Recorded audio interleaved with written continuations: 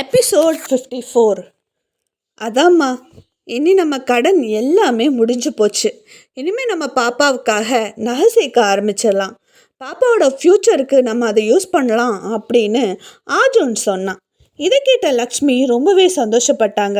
ஏதோ ஒரு புண்ணியமாக நம்ம கடன் எல்லாத்தையும் முடிச்சிட்டான். அதனால் இனிமேல் நம்ம பாப்பாவை நல்லபடியாக பார்த்துக்கலாம். அது மட்டும் இல்லாமல் இந்த வீட்டும் நமக்கு தான் சொந்தம். அதனால் நம்ம இனிமேல் ஃப்ரீயாக டென்ஷன் இல்லாமல் பாப்பாவுக்காக என்ன வேணாலும் பண்ணலாம் அப்படின்னு சொன்னான். அதுக்கப்புறமா அம்மா உனக்கு ஒரு கிஃப்ட் இருக்குது அப்படின்னு சொல்லி அவன் இவ்வளோ நேரம் ஒளிச்சு வச்சுருந்த ஒரு பட்டு சேலையை அம்மா கிட்ட கொடுத்தான். அவ்வளவுதான், அவங்க அதை பார்த்து செம்மையாக சந்தோஷமாயிட்டாங்க. அவங்களுக்கு அது சந்தோஷம் தாங்க முடியலை. உடனடியாக அவனுக்காக அந்த புடவையை கட்டிக்கிட்டு வந்தாங்க. மகாலட்சுமி மாதிரி இருக்கம்மா அப்படின்னு சொல்ல லக்ஷ்மி சிரித்தாங்க. எனக்கு ரொம்ப பெருமையாக இருக்குடா அப்படின்னு அவனை பார்த்து சொன்னாங்க. மறுபுறம் எனக்கு என்னமோ நீ லவ் பண்ணுற பையன்தான் உன்னை இம்ப்ரெஸ் பண்ணுறதுக்காக இதெல்லாம் பண்ணுறான்னு நினைக்கிறேன் அப்படின்னு சொன்னாங்க காவேரி. இதை கேட்ட கௌரி, எனக்கு அவன் மேலே ஒரு சந்தேகம் இருக்குதாம்மா, ஆனால் அவன்லாம் இது பண்ண மாட்டானே.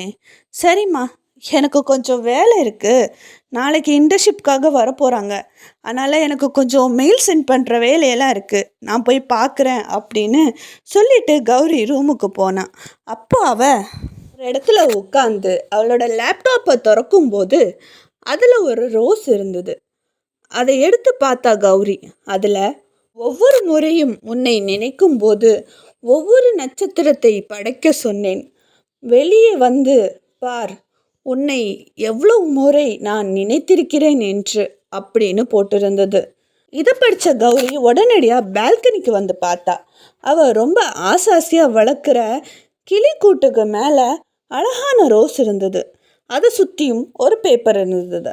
அதில் உனக்காகத்தான் என் தேடல், உனக்காகத்தான் என் பிறவி, உன்னை பார்க்கும் நொடிக்காக சில 1000 முறையாவது இறந்து ஒரு முறை பிறப்பதற்காக ஜென்ம ஜென்மமாய் காத்திருக்கிறேன். நீ விரும்பும் உன் காதலனின் உன் காதலை சொல்லி உன் காதல் வெற்றி பெற்று திருமணமாகி நல்லபடியாக 7 ஜென்மத்துக்கு சந்தோஷமாக வாழ என் அன்பு வாழ்த்துக்கள் காதலியே அப்படின்னு போட்டிருந்தது. இதை பார்த்த கௌரியோட முகத்தில் ஒரு சின்ன ஸ்மைல் வந்தது. அது செம க்யூட்டாக இருந்தது. மறுபுறம் யுவராஜ் ரொம்ப லேட்டாக வீட்டுக்கு வந்தான். அவனை பார்த்த உடனேயே நலன் ஓடி போய், அண்ணா, அம்மாவுக்கு என்ன ஆச்சுன்னு தெரியலை, திடீர்னு அழுகுறாங்க அப்படின்னு சொன்னான். என்ன, அம்மா அழுகுறாங்களா அப்படின்னு சொல்லிட்டு பேக்கை ஷோஃபாவில் போட்டுட்டு கல்பனாவை பார்க்க போனான். அவங்க ரொம்ப சோகமாக உட்காந்துருந்தாங்க. அம்மா பக்கத்தில் போய், அம்மா என்னாச்சு, நீங்கள் ஏன் அழுதுகிட்டு இருக்கீங்க, தம்பி சொன்னா என்னாச்சு அப்படின்னு கேட்டான். அதுக்கு கல்பனா, நீ என்ன நினைக்கிற, நான் சந்தோஷமாக இருக்கேனா, எல்லாம் தப்பும் நான் தான் பண்ணல, 4 குழந்தைங்கள பெற்றுக்கிட்டு நான் ரொம்ப சந்தோஷமாக வாழ்ந்துட்டுருக்கேன்னு நினச்சேன். ஆனால் ஒருத்தவங்களோட வாழ்க்கையை அழிச்சிக்கிட்டு வாழ்ந்துட்டுருக்கேன்னு எனக்கு தெரியாமல் போச்சு யுவராஜ். நான் மட்டும் அவங்க வாழ்க்கையில் வராமல் இருந்திருந்தா 2 குழந்தைங்க அப்பா இல்லாமல் தவிச்சிருக்காது. ஒரு பொண்ணோட வாழ்க்கையே போச்சு. அவன் கொடுமைக்காரன்தான், அட்லீஸ்ட் அவங்களையாவது கொஞ்சம் நல்லா பார்த்துருந்துருப்பான். எனக்கு ரொம்ப கில்ட்டியாக இருக்குது. என்னால் அது தாங்க முடியலை. லக்ஷ்மி அதை சொல்லும்போது அவங்க வாழ்க்கையை நான் அழிச்சிட்டேனோன்னு எனக்கு தோணுது. நான் வராமலே இருந்திருக்கலாம்ல, நான் அவங்க வாழ்க்கையில் வராமல் எங்கேயாச்சும் போயிருக்கலாம் யுவராஜ் அப்படின்னு சொன்னாங்க. யுவராஜ் அவங்க அம்மாவை பார்த்து, உண்மையிலே நீங்கள் சொல்கிறது உண்மைதாம்மா, இந்த இடத்துல வேறு ஒருத்தவங்க இருந்திருந்தா கண்டிப்பாக நம்மளை அசிங்கப்படுத்தியிருப்பாங்க, நம்மளை வாழ விட்டுருக்க மாட்டாங்க, சாபம் கொடுத்துருப்பாங்க. ஆனால் லக்ஷ்மி அம்மா ரொம்ப நல்லவங்க, அதெல்லாம் எதுவுமே பண்ணாமல் நம்ம நல்லா இருக்கணும்னு சொல்லிட்டு அவங்களே ஒதுங்கி போயிட்டாங்க. எனக்கே அது ஆச்சரியமாக தான் இருந்தது. அது மட்டும் இல்லாமல் நாளைக்கு அர்ஜுனோட பர்த்டே, அவனுக்கு நாளைக்கு பர்த்டே பார்ட்டியில் நான் ஒரு பெரிய சர்ப்ரைஸ் கொடுக்க போகிறேன். அதை நான் அரேஞ்சும் பண்ணிட்டேன். கவலைப்படாதம்மா, எல்லாம் சரியாயிடும். நம்ம வாழ்க்கை மறுபடியும் எல்லாமே செட் ஆகிடும். இதை கேட்ட கல்பனா கொஞ்சம் சிரிச்சாங்க. அதுக்கப்புறமா அவங்க கையில் ஒரு பத்திரத்தை கொடுத்துட்டு, அம்மா இதை நீங்கள் சைன் போடுங்கம்மா. இந்த பத்திரம் யாருக்கு போய் சேரணுமோ அவங்கக்கிட்ட கரெக்டாக போய் சேர்ந்துடும். அதுக்கான பொறுப்பு என்னோடது அப்படின்னு சொன்னான். மறுபுறம் இரவு 11 மணி ஆயிடுந்தது. எல்லாருமே சாப்பிட உட்காந்துருந்தாங்க. அப்போ நிலா, அம்மா இன்னைக்காச்சும் நம்ம நிலா சோறு சாப்பிட்லாமா அப்படின்னு கேட்டா. அதுக்கு அர்ஜுன், இல்லைப்பா நான் ஆல்ரெடி சாப்பிட்டுட்டேன், எனக்கு வயிறு ஃபுல்லாக இருக்குது, நான் போய் தூங்க போகிறேன் அப்படின்னு சொன்னான். இதை கேட்ட நிலா, உன்னை யார் சாப்பிட கூப்பிட்டா? நான் அம்மாவை தானே கூப்பிட்டேன், நல்லா தூங்கு, கும்பகர்ணம் போல் தூங்கு, உன்னை எங்கே யாரும் எழுப்ப மாட்டாங்க அப்படின்னு சொன்னான். அதுக்கு அர்ஜுன், அடிங்கு குட்டி சத்தான் அப்படின்னு சொல்ல நிலா ஓடினான். அது கூட அர்ஜுனோட 2 பேரும் விளையாட ஆரம்பித்தாங்க. அதுக்கப்புறமா, நாளைக்கு எனக்கு ஒரு முக்கியமான வேலை இருக்குது, சீக்கிரமாக ஆஃபீஸ் போகணும், அதனால் நான் இப்போது சீக்கிரமாக போய் படுக்கிறேன், நீங்கள் சாப்பிட்டுட்டு படுங்க அப்படின்னு சொல்லிட்டு தூங்க போயிட்டான். அதுக்கப்புறமா நிலா லக்ஷ்மியும் மொட்டை மாடிக்கு போய் நல்லா சாப்பிட்டாங்க. அதுக்கப்புறம் மறுபடியும் கீழே வந்து டிவி பார்க்க ஆரம்பித்தாங்க. மறுபுறம் ஆதித்யா குரூப் ஆஃப் கம்பெனியோட சிஓ பையன் ஆக்சிடெண்ட் ஆகி உயிருக்கு போராடிக்கிட்டு இருக்கான் அப்படிங்கிற ஒரு விஷயத்த நியூஸில் பரபரப்பாக பேசிக்கிட்டு இருந்தாங்க. இந்த விஷயம் சிவா வீட்லேயும் பார்த்துக்கிட்டு தான் இருந்தாங்க. சிவா ரொம்பவே அதிர்ச்சி ஆனான். என்ன இவன் ஃபீவர்னு தானே நம்ம டிஎல் கிட்ட சொன்னான், இப்போ ஆக்சிடென்ட்னு சொல்கிறாங்க, என்ன தான் நடக்குது அப்படின்னு மனசுக்குள்ளே நினச்சவன் அர்ஜுனுக்கு ஃபோன் பண்ணி விஷயத்த சொல்லலாம் அப்படின்னு நினச்சான். ஆனால் ஒரு பக்கம், இல்லை நாளைக்கு அவனோட பர்த்டே, இப்போ ஃப்ரெண்டுக்கு ஆக்சிடெண்ட் ஆகிடுச்சுன்னு தெரிஞ்சுதா அவன் ரொம்ப டென்ஷன் ஆகிடுவான், அவன் சந்தோஷமே போயிடும். அதனால் அர்ஜுன் கிட்ட இந்த விஷயத்த இப்போ சொல்ல வேண்டாம், ஆனால் இதை பற்றி நம்ம யுவராஜ் சார்கிட்ட பேசலாம் அப்படின்னு அவனுக்கு தோணுச்சு.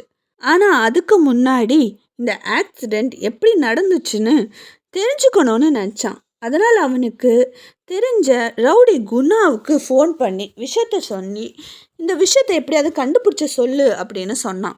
மறுபுறம் கௌரி அவள் கலெக்ட் பண்ணி வச்சிருந்த எல்லா கவிதைகளும் எடுத்து டேபிள் அரேஞ்ச் பண்ணி பார்த்தா. அப்போ ஒரு ஓரமாக ஒரு இடத்துல அவள் அடுக்கி வச்சுருந்தா பொக்கை எல்லாத்தையுமே அவள் கண்ணில் பட்டுச்சு. உடனே அவள் அதை எல்லாத்தையும் டேபிளில் வச்சா. அதுக்கப்புறமா ஒவ்வொரு பொக்கைவாக பிரித்து பார்த்தா. ஆனால் அவளுக்கு அதில் எதுவுமே கிடைக்கல. சரி, திருப்பியும் ஏதாவது பண்ணலாம் அப்படின்னு யோசித்தவ அந்த ரோஜாவில் இருந்த ஒவ்வொரு பெட்டலாக கீழே எடுத்து வச்சா. அதில் ஒவ்வொரு வார்த்தை எழுதி இருந்தது. கௌரியை பார்த்த உடனே, என்னது இது அப்படின்னு சொல்லி அதை வாசிக்க ஆரம்பித்தா.